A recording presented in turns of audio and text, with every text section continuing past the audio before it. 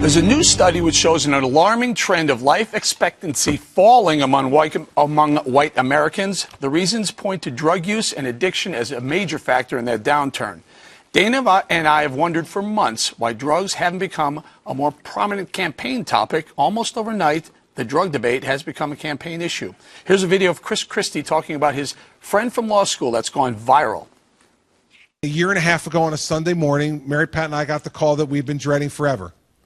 That they found him dead in a motel room with an empty bottle of Percocet and an empty quart of vodka. 52 years old. By every measure that we define success in this country, this guy had it. Great-looking guy, well-educated, great career, plenty of money, beautiful, loving wife, beautiful children, great house. He had everything. He's a drug addict, and he couldn't get help, and he's dead. Notice the video is taken from a CHRISTIE speech delivered to the very important New Hampshire audience. And Jeb has made his daughter's drug addiction a campaign topic. Look, I have some personal experience in this just as a dad, and it is the most heartbreaking thing in the world to have to go through. We over-medicate in this country. The gateway drug isn't marijuana anymore for heroin and cocaine or crack cocaine. I mean, there still is that gate, I guess, but prescription drugs now, we're way over prescribing as a nation. And who can forget Carly Fiorina's emotional debate comments about addiction? I very much hope that I am the only person on this stage who can say this, but I know there are millions of Americans out there who will say the same thing. My husband Frank and I buried a child to drug addiction. So we must invest more in the treatment of drugs.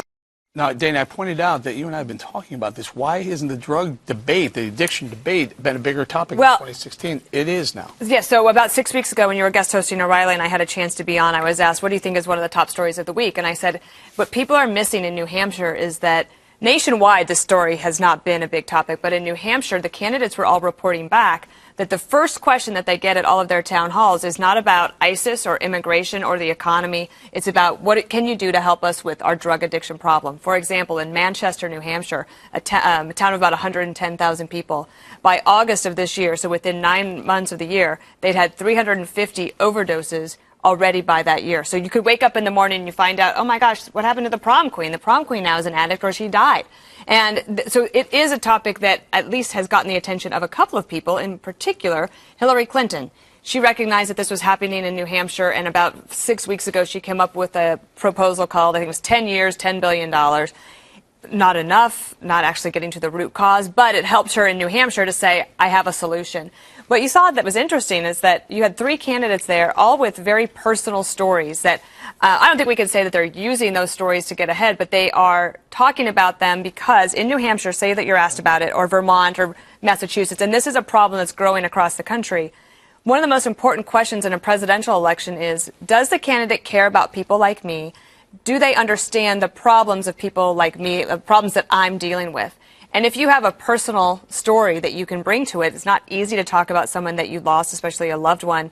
But if you talk about it meaningfully, then you can start to get to something. But this issue, while it might seem small, like 10 years, $10 billion, it's actually on the minds of so many people that it's the first question they're asking. And I think that's why it makes sense to be a national topic. And KG, CHRISTIE comes from a state, New Jersey, who also has a massive drug problem. Heroin takes, I think on average, besides New Hampshire, of the top states, takes more people from drug overuse or overdosing on heroin. That's probably why he was doing it. It just so happens to be a primary state as well. Yeah, it's really unbelievable. It's really become just like a plague on our society and in this country.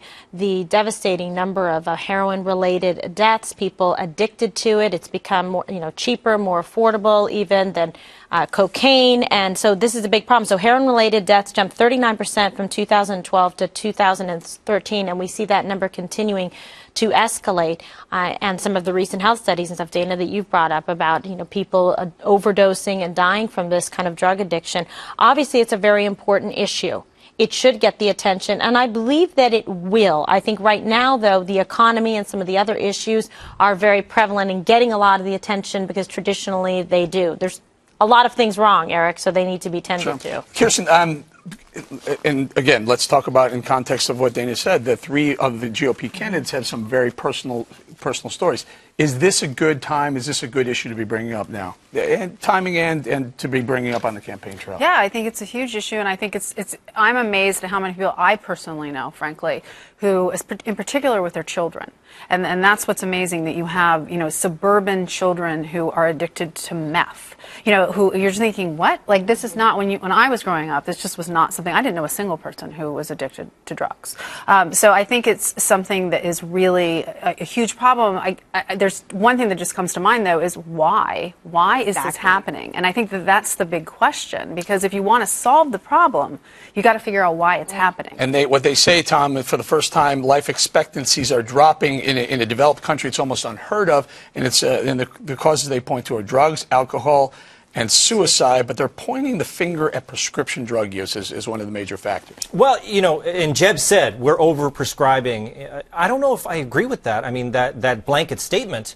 Drugs help a lot of people. A lot of people are on a lot of drugs. We all know old people who are on drugs that weren't even invented when we were younger. So there's a lot of good news in the medical world. And Dana, I know you love good news, but the death rates across the board are way down. From 1969 to 2013, it's 43%.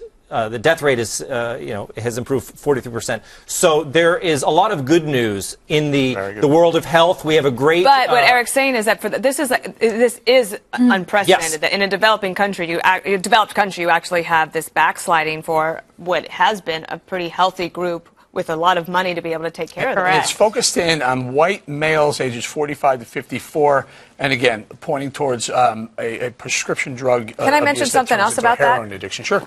Okay, so if you have a chance, I know this is another reading assignment, but bear with me. So Ben Domenech at the Federalist wrote a piece today that is really, really good, and it gets to something we've talked about in the past. Charles Murray wrote a book a few years ago called Coming Apart. It's a book that's haunted me for a while, because if you look at the numbers that you're talking about there, the mortality rate, the suicide rate, the addiction rate, the age group, and you look at some of the towns around America that have lost jobs, and you have disability insurance claims. Now, doctors want to help people. So they go to school, and their calling is to help people. So if someone says to them, I'm in pain, they want to help them.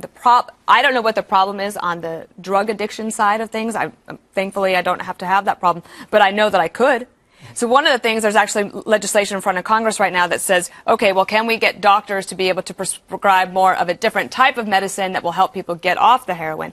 But you do have an additional problem, that this problem, Eric, is not just a New Hampshire problem. It really comes to Vermont, New Hampshire, now upstate New York, Massachusetts, you have rural Kentucky, other places like that. It spreads almost like a virus. And the last thing I would say is a lot of people who end up with addiction, especially suburban parents who then end up having a child that they have to deal with, they get stigmatized, right? Because you think, well, as if drug addiction is your fault, therefore you don't get the help that you need. So it's a big issue. It'll be a big one in New Hampshire and probably across the country. I want to just focus on one more thing, KG. What ends up happening now is disability insurance. People are losing their unemployment insurance, and they're going on disability. And the study literally points to the fact that people are staying on disability and they can't afford other things, so they go to the hard drugs. They go right to the cheap. Heroin, by the way, is cheap. Hits of heroin now are $4 a hit. Right. Yeah, it's becoming affordable. And so that's what people who are impoverished or have problems like this, they're going to turn to a drug like that. And unfortunately, they're moving in such a dangerous direction because it is so highly addictive. It's very readily available. And it's, it's cost effective for somebody who has a drug addiction or pain problems. It's really problematic. So people are turning to that even instead of like prescription drugs that they can't get. Well, also the other thing that happens is you forum shop for prescription drugs. You go around to pharmacy, and the laws finally catch up with you, and they say you're cut off. You can't get any more. Therefore, you turn to heroin because it's cheaper and it's the easiest way to get it. Should the government get involved, or to what extent should the government be involved in policing this? Well, I think they should try to figure out what's going on, first and foremost. And then the people who did this study said that they didn't really know what was causing it, but did say that clearly there is a high level of both physical and psychic pain that's being medicated. Right. And so we have to try to understand, like, why are people in so much more pain than they were in the past? And I think that we could probably figure it out. I think we could probably come up with some ideas pretty quickly. Tom, 90% of all people who tried heroin for the first time over the last 10 years were white. Surprising? No, I don't think it's surprising. But I think I'm suspicious of federal solutions to this. A lot of these things are localized. You have certain drugs in certain areas of the country. So I think I would not be, do any of us trust the federal government to come up with a solution for America's drug problem? I feel like this is a local issue. Treatment is going to be very big. People are believing more in treatment than enforcement. But I think it's going to be local. It's going to be done by the states. I don't think they necessarily want the government to get involved on a day-to-day basis, but they really want federal money. Yes. Because they are overwhelmed and they can't afford it at the state level. We're going to have to leave it there. We had actually another